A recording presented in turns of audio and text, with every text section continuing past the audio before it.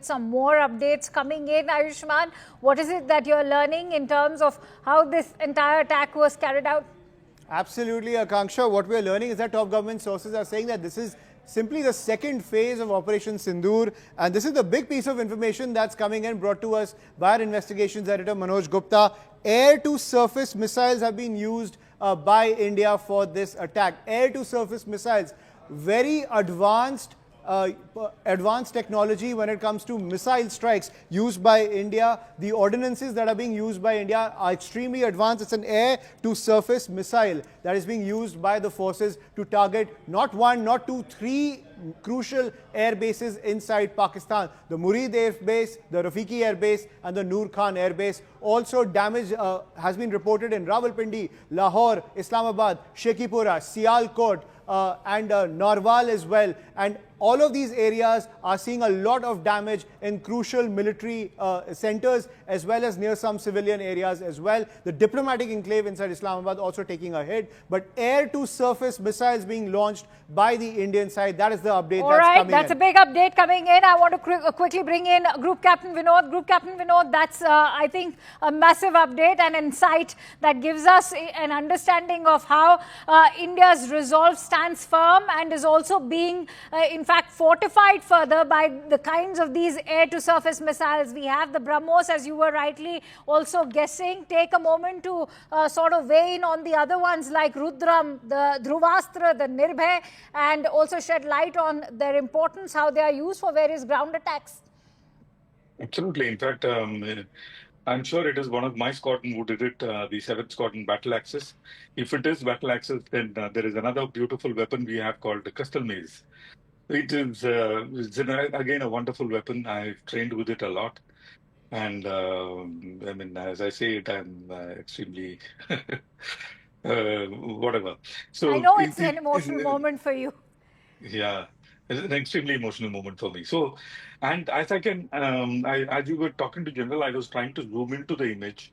I can probably see an aeroplane burning. Tell your team to probably freeze it and have a look at it and do your own forensic analysis. Little off the shelf or off the cuff forensic analysis or back of the envelope forensic analysis that I can see is that it is an aeroplane burning. It could be a C-130 or it could be MRTT.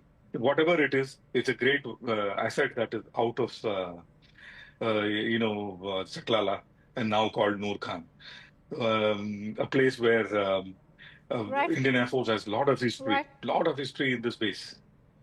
You know, compare this moment with the moments that you have witnessed in your years of service. How far have we come? Have we come far at all? Many are talking about how India has progressed in leaps and bounds after 2014. In the last 10 years, we've really fortified our defense. What do you make of this moment? A very, very long way. Akanksha, in Kargil, the longest vector I had when we had was a laser-guided bomb called Matra. It had a range, and those days the range used to be huge, 10 kilometers. We used to say 10 kilometer ka range is bomb ka. And you have to come at very high altitude, and it used to glide down to the target, and you had to continuously illuminate it with a laser.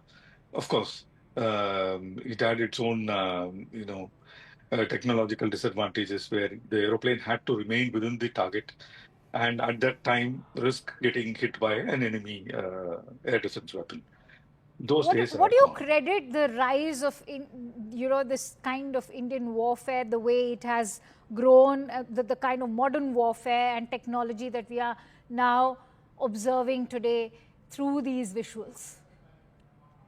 Great question, Akanksha. We started the Air Force, not many people know, started with Chanda.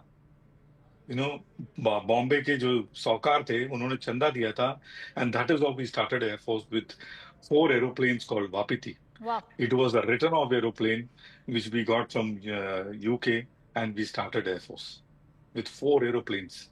The aeroplane's name was Wapiti, but the nickname was Water Piti. So we started with 4 Water Piti and see where we are today. So this has come about. I would give a lot to polity.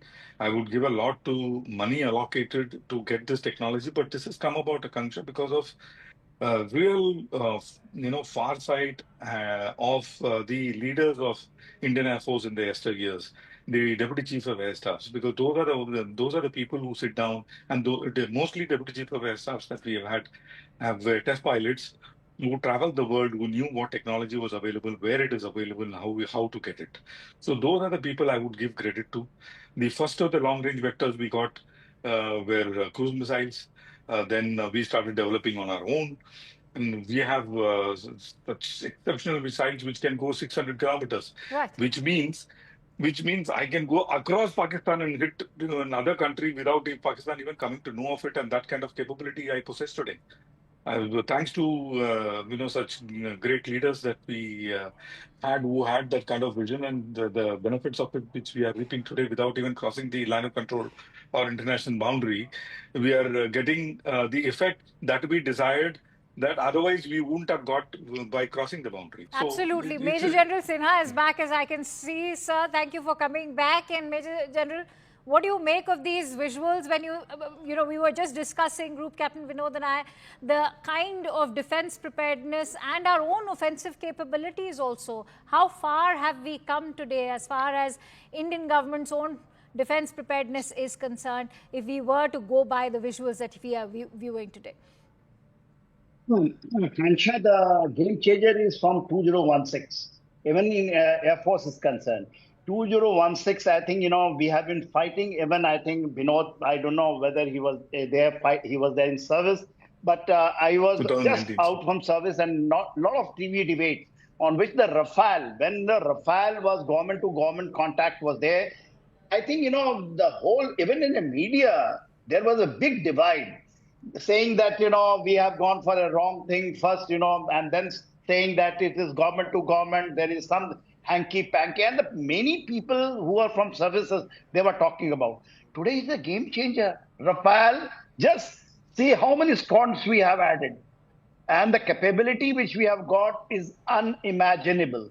The second thing which I want to bring it out, that from in that time onwards, maybe 2012, because I was ADG infantry, looking after the major assets, and also we were going to the government that time, and on file it was written in 2012 that there is no money. No money for anything, even not bulletproof jacket. Today, can you imagine that we have got integrated two-layer air defense system, which 3 years back, even the drones were coming and hitting our Jammu air base, and if drones came, we were not able to shoot down. Today, with L-70 air guns, we are shooting them down. You are not even crossing, because I was asking, have we crossed the airspace?